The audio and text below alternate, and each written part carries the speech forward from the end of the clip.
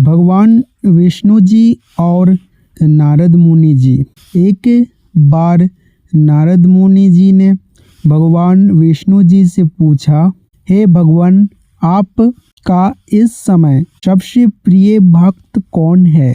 अब विष्णु तो भगवान हैं, सो झट से समझ गए अपने भक्त नारद मुनि की बात और मुस्कुराकर बोले, मेरा सबसे प्रिय भक्त उस गांव का एक मामूली किसान है।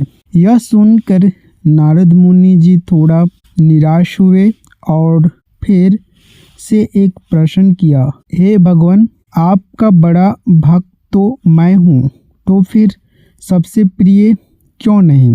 भगवान विष्णु जी ने नारद मुनि जी से कहा, इसका जवाब तो तुम खुद ही दोगे।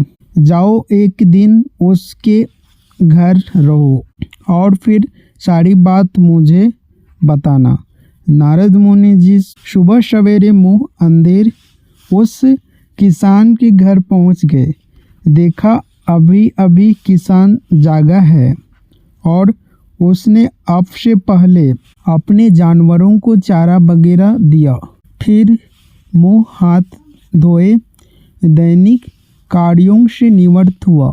जल्दी जल्दी भगवान का नाम लिया। रूखी सूखी रोटी खाकर जल्दी जल्दी अपने खेतों पर चला गया। सारा दिन खेतों में काम किया और शाम को वापस घर आया।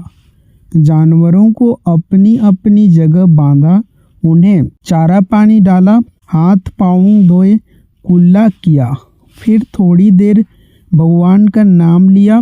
फिर परिवार के संग बैठकर खाना खाया और कुछ बातें की और फिर सो गया।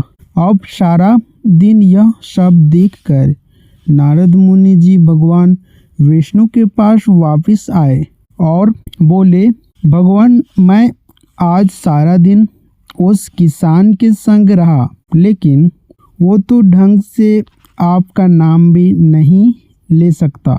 उसने थोड़ी देर सुबह, थोड़ी देर शाम को, और वो भी जल्दी जल्दी आपका ध्यान किया, और मैं तो 24 घंटे सिर्फ आपका ही नाम जपता हूँ। क्या अब भी आपका सबसे प्रिय भक्त वो गरीब किसान ही है? भगवान विष्णु जी ने नारद की बात सुनकर कहा, अब इसका जवाब भी तुम मुझे खुद ही देना। और भगवान विष्णु जी ने एक कलश अमृत से भरा नारद मुनि को थमाया और बोले, इस कलश को लेकर तुम तीनों लोकों की परिक्रमा करके आओ, लेकिन ध्यान रहे, अगर एक बूंद भी अमृत नीचे गिरा तो तुम्हारी सारी भक्ति और पुण्य नष्ट हो जाएंगे।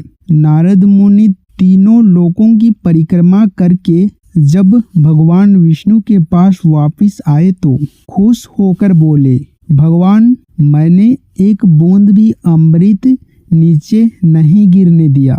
विष्णु भगवान ने पूछा, और इस दौरान तुमने मेरा नाम कितनी बार लिया, मेरा स्मरण कितनी बार किया? तो नारद बोले, अरे भगवान जी, मेरा तो सारा ध्यान इस अमृत पर था, फिर आपका ध्यान कैसे करता? भगवान विष्णु ने कहा, हे नारद, देखो उस किसान को, वो अपना कर्म करते हुए भी नियमित रूप से मेरा स्मरण करता है, क्योंकि जो अपना कर्म करते हुए भी मेरा जाप करे, वो ही मेरा सबसे प्रिय भक्त हुआ।